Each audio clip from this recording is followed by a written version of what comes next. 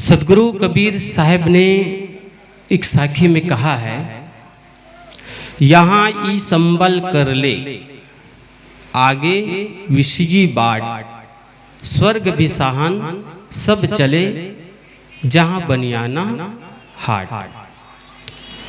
सदगुरु कबीर साहब की जो वाणी है बहुत सरल,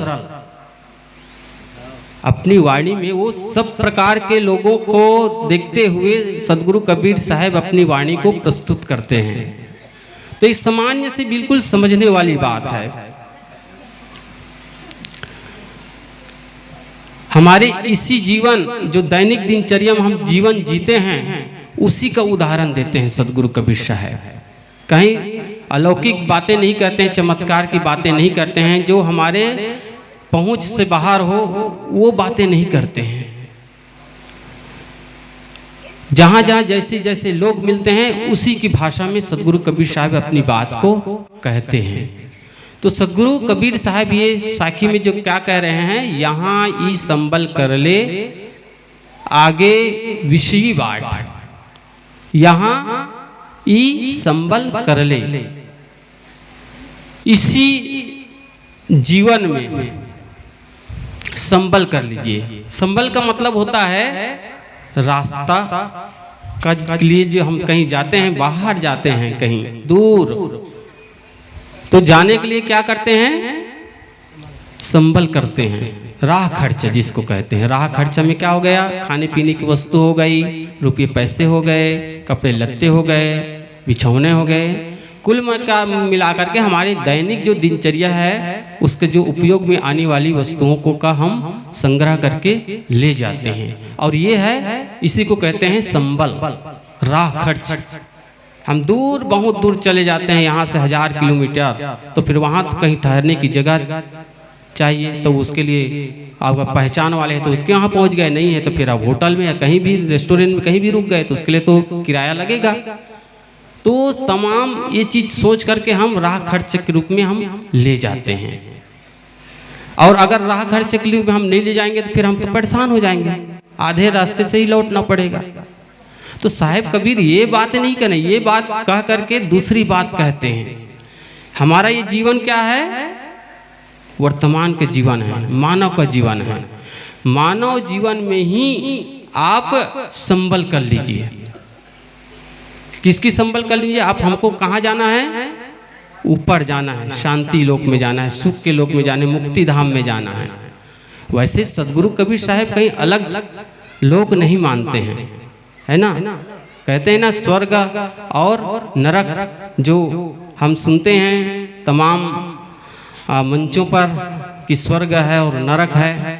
सदगुरु कबीर साहब कहीं अलग स्वर्ग और नरक नहीं मानते। हमारे इसी जीवन में वो घटना घटती है, स्वर्ग और नरक का। घर परिवार में अगर हम प्रेम पूर्वक रह रहे हैं, सबके साथ मीठे शब्दों का प्रयोग कर रहे हैं, सब हमारे अनुकूल है, हमारी आज्ञा के अनुसार अगर चल रहे हैं, सब हमारी बातों को पर एक प्रकार की मर्यादा रखते हैं, तो समझिए वो जीवन हमारे लिए स्वर्ग का है। और घर में हर समय लड़ाई झगड़े, तू मैं जब हो रही है, धन की संपन्नता है, धन की कमी नहीं है, लोगों की भी कमी नहीं है, लेकिन घर परिवार के लोग एक दूसरे से बात करना ही नहीं चाहते हैं। तो नरक कहीं बाहर है क्या, नरक वही है। सदगुरु कबीर साहब वो उस चीज को सुधारने की बात कहते हैं।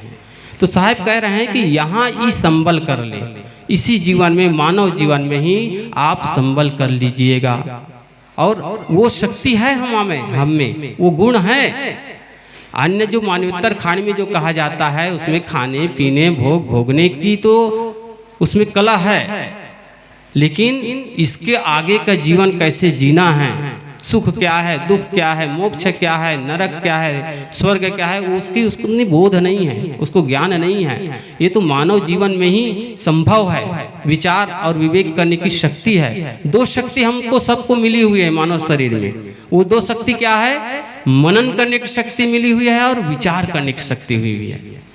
हम भौतिक जीवन में तो जाते हैं कोई खरीदारी करने के लिए, तो कितने परख करके लेते हैं, ये सड़ा तो नहीं है, ये फटा तो नहीं है, और ये तो नहीं है, बहुत नाप तोल करके ले आते हैं। लेकिन जब अध्यात्म के जीवन में जाते हैं तब क्या कहते हैं, धार्मिक जगत में कोई बता दिया कि अमुक जगह चले जाओ और काले धागे बंधा लो, लाल धागे बंधा लो, ताबीज बंधा लो, तो बस आपकी जो कष्ट है वो समाप्त हो जाएगा। उस पर हम विचार नहीं करते हैं। हाँ, बैगा ओझा बैगा जो भी धार्मिक गुरु जब बता रहे हैं तो सही ही होगा, उस पर हम परख नहीं करना चाहते हैं। जो सही चीज है, जिसके लिए हमको परख करनी चाहिए, उसके लिए हम करते नहीं हैं। और भौतिक प्राणी भौतिक चीज़ों के लिए हम बहुत परख करते हैं, नाप तोल के बड़े सोच समझ करके लाते हैं। उसकी गारंटी भी रहती है, गारंटी ले लेते हैं कि कितने दिन चलेगा, कैसा है, नकली है कि असली है, वो सबकी परख कर लेते हैं। लेकिन धार्मिक जीवन में बस हम बस जो कह दिए उसको मानते चले जाते हैं। एक लोटा जल और सब समस्याओं का हल। तो ऐसी है दीवानी, इसीलिए कबीर साहब ने कहा है, ऐसी है दीवानी दुनिया भक्ति भाव नहीं जाने जी। तो सदगुरु ये क्या कहना चाह रहे हैं कि इसी जीवन में, मानव जीवन में ही आप संबल कर लीजिए। और संबल करना क्या है, सद्गुणों का विकास करना। हम सब में क्या है, सद्गुण भी है और अवगुण भी है। सद्गुण क्या है, दया, क्षमा, संतोष, जो अष्ट महासद्गुण जो कहते हैं, उसको विकास करने को, उसको आप जीवन में अपनाइए, जीवन में उसका प्रयोग करिए। ऐसा होता नहीं है, लेकिन जीवन में कहीं कोई कष्ट आ गए, प्रतिकूलता आ गई, तो हमारे जीवन में क्या निकल जाता है, हम किसी के द्वारा व्यवहार में कोई त्रुटि हो गई तो हम सबसे पहले क्या करते हैं, उसके पहले गुस्साते हैं, है ना, क्रोध करते हैं। तो हमें वो दुर्गुण है, दुर्गुण का तो हम बहुत जल्दी प्रयोग कर लेते हैं, लेकिन जो सद्गुण है उसका हम प्रयोग नहीं कर पाते हैं। उसमें सद्गुण में क्या है, किसी से गलती हो गई तो उसमें हम क्षमा का भाव भी तो अपना सकते हैं, वो सद्गुण है, उसको हम अपनाते नहीं हैं। और उसके बदले में क्या कहते हैं, हम क्रोध कर लेते हैं और व्यवहार को बिगाड़ लेते हैं। तो सदगुरु ये कहना चाह रहे हैं कि इसी जीवन में आप सद्गुणों का विकास करिए, संबल कर लीजिए, अच्छे कर्म करिए, तभी सुख और शांति का से जिया जा सकता है, स्वर्ग का जीवन जिया जा सकता है।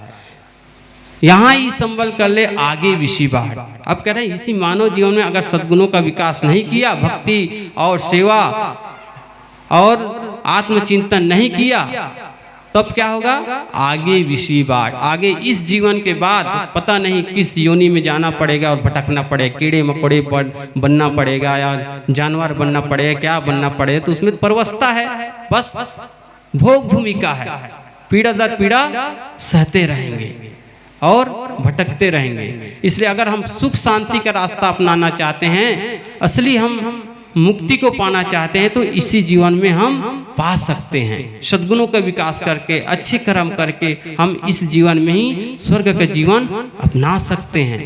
तो यहाँ ई संबल कर ले, आगे विषि बाढ़ और स्वर्ग विसाहन सब चले जहाँ बनियाना हाट। साहब ये बिल्कुल कह रहे हैं, स्वर्ग तो सब पाना चाहते हैं, है ना। किसी से कहे भाई आप की मुक्ति होगी, आपके जाने के बाद आप स्वर्ग में जाना चाहोगे कि नरक में, तो कोई नरक में के लिए हाथ कोई नहीं उठाएगा, स्वर्ग में जाना चाहेगा। भाई हम जीते जीत स्वर्ग का जीवन नहीं जी रहे हैं, आनंद नहीं उठा पा रहे हैं, तो क्या भरोसा कहाँ है, कैसे हम स्वर्ग का जीवन जी सकते हैं। तो सदगुरु कबीर साहब ने इस पर कहा है, जियत न तरेव मुए का तरीहो। अरे जीते जीत अपने मन को सवश किए नहीं, मन को प्रसन्नता से जीवन जिए नहीं, तो फिर मरने की बात कैसे होगा, ये संभव है नहीं है।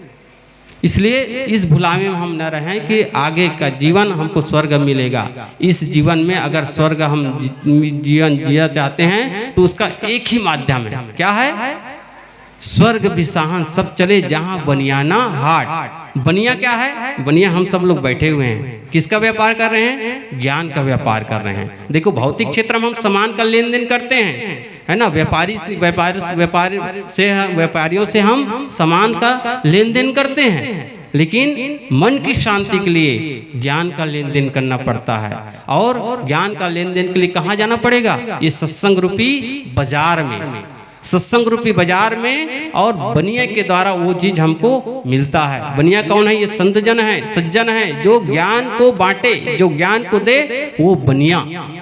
और जहाँ बैठ करके हम सत्संग की वार्ता सुने, सत्संग सुने, वो है बाजार। ये बाजार लगा हुआ है और हम एक दूसरे से ज्ञान को ले रहे हैं, दे रहे हैं, यही बनिया है। मुक्ति का मार्ग पाना चाहते हैं, मोक्ष को पाना चाहते हैं, सच्चे सुख को पाना चाहते हैं, तो यही एकमात्र रास्ता है। भौतिक क्षेत्र में हम बाजार की खरीदारी करने के लिए बाजार जाना पड़ेगा, वहाँ लेन देन कर पड़ेगा, लेकिन मन की शांति के लिए इसके आश्रय लेना पड़ेगा, इसके आधार पर रहना पड़ेगा। तो इसलिए सदगुरु ने कहा कि स्वर्ग विसाहन सब चले जहाँ बनियाना हाट। अच्छा, हम कैसे माने कि आदमी कि मर जाने के बाद स्वर्ग में गया कि नरक में गया? हम सब तो लिख देते हैं कि अमुक आदमी स्वर्गवास हो गया, अमुक आदमी का स्वर्गवास हो गया। वो तो परंपरा है भाई, ऐसे तो नहीं लिख सकते वो नरकवास हो गया, ऐसा नहीं कहते। कोई अच्छे कर्म किए ही नहीं हो, गांव भर के दृष्टि में वो गलत आदमी ठहराते गए हों, लेकिन उसके मरने के बाद भी औपचारिकता के लिए क्या लिख दिया जाता है? स्वर्गीय, स्वर्ग में वास करने वाला। तो हम इसके लिए कैसे माने कि वो स्वर्ग में गया? खैर वो परंपरा है, वो करना पड़ता है, लेकिन हमारे जीते जी जीवन में हम उसका अनुभव कर सकते हैं। हम हमारा मन किस स्थिति में है, शांति की स्थिति में है, सुख की स्थिति में है और संतुष्ट की स्थिति में है, तो हम समझिए स्वर्ग का जीवन इस वर्तमान जीवन में ही जी रहे हैं। और हमारा जो वर्तमान का जीवन शोक में बीत रहा है, राग द्वेष में बीत रहा है, लड़ाई झगड़े में बीत रहा है, अशांति में बीत रही है, तो समझिए हम इसी जीते जी ही नरक भोग रहे हैं। एक विद्यार्थी था, एक युवक था, उसके मन में ये इच्छा हुई, जिज्ञासा हुई कि आदमी मरने के बाद कहते हैं कि स्वर्ग में जाएगा, तो मेरे मन में तो ये एक आशंका होती है कैसे जाता होगा। तो एक सेठ जी, उदाहरण के लिए कहते हैं कि एक सेठ जी का बहुत बड़ा दुकान था। तो वो दुकान था, तो फिर उसका जो एक कर्मचारी है कुछ दिन के लिए छुट्टी ले लिए कुछ कारण से, तो उसको दुकान में आवश्यकता पड़ी। बहुत बड़ा उसका दुकान था, बहुत विस्तार था। तो उसने क्या किया, अखबार में एक विज्ञापन दे दिया, मुझे एक वर्कर चाहिए और ये दुकान संभालने के लिए। तो उस पते में दूसरे दिन 2 नवयुवक पहुंच गए। उसने कहा, सेठ जी हमने अखबार में पढ़ा है कि आपको कर्मचारी चाहिए, तो हम आए हैं, आप हमको रख लीजिए।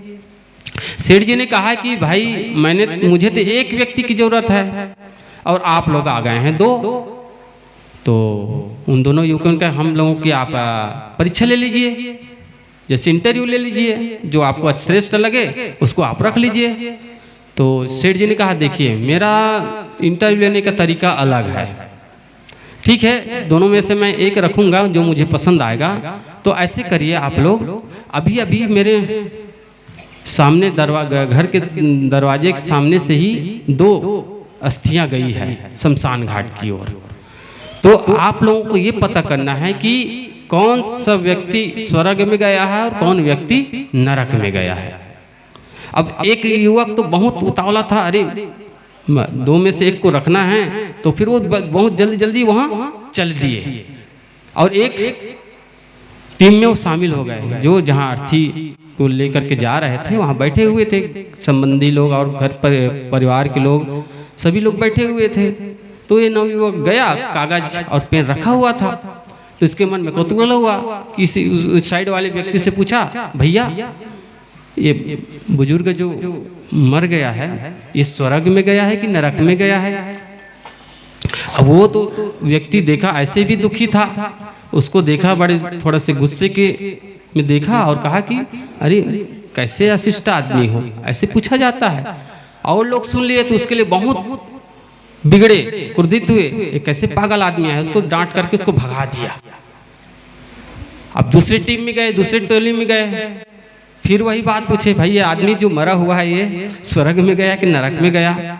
वहाँ के लोग भी बहुत गुस्सा आए और यहाँ तक उसको मारने के लिए भी तैयार हो गए। किसी तरह वो बच करके वो चल पड़े। सेठ जी के पास आए, सेठ जी आप भी बड़े गजब हैं, कैसे भेज देते हैं? भला आदमी कैसे जान सकता है कौन नरक में गया है, कौन स्वर्ग में गया है? अच्छा बेटा ठीक है। तो दूसरा युवक भी गया था और उसने कुछ किया नहीं, वो टीम में शामिल हो गया और टीम में शामिल हुआ और लोगों में जो बातें चलती है जो गए हैं जो व्यक्ति के लिए, तो एक टीम में के लोग सब लोग बहुत उदास थे, बहुत रो रहे हैं और सब कह रहे कि भाई ये क्या करें, ये तो हमारे गांव का बहुत स्तंभ था, स्तंभ जब तक जिया परोपकार में ही अपने जीवन को व्यतीत किया और व्यतीत करने के बाद ये जब तक रहा स्वयं कष्ट में रहा, लेकिन कभी भी किसी से सुन लेता था कि अमुक आदमी की जरूरत है मेरी, तो वो वहाँ पहुँच जाता था। एक कड़ी में हमने सुना कि दुख पराया अपना समझे, सुख को सब में बांट दे, है ना? तो वो उस किस्म का आदमी था। तो लोग उसके जाने पर बहुत पश्चाताप कर रहे थे। अब हम लोग तो बेसहारा हो गए, हमारा आधार ही चला गया, सब उसके लिए बहुत पछता रहे थे। वो व्यक्ति जो नवयुवक गया था अपनी डायरी में उतारता गया। दूसरे टीम में गए, दूसरी टोली में ऐसे गया, कुछ पूछा नहीं। लोगों में ऐसी चर्चा होने, क्या करे भैया जब तक जिंदा रहा तो ये तो सबको कष्ट ही दिया, दुख ही दिया, ये बिगाड़ा नहीं था। हमारे परिवार के रिश्तेदार होने के नाते मुझे तो आना पड़ा, नहीं तो मैं नहीं आ सकता। तमाम उसकी बुराई ही कर रहे थे। जाने के बाद कोई किसी के आंख में आंसू नहीं आ रहे थे। तो उस युवक ने लिखा और सेठ जी के पास गए। उसने कहा कि सेठ जी जो पहली टोली में जो गए थे वो व्यक्ति स्वर्ग में गया और दूसरे टोली में जो व्यक्ति गया है मरा हुआ है वो नरक में गया है। सेठ जी तुम्हें कैसे मालूम? सेठ जी उसकी करनी बताती है, मैंने गया, मैंने किसी से पूछा नहीं, लेकिन लोग जिसके जाने पर पछता रहे थे, रो रहे थे, तो समझिए वो आदमी सच्चा है और सबकी हितैषी था।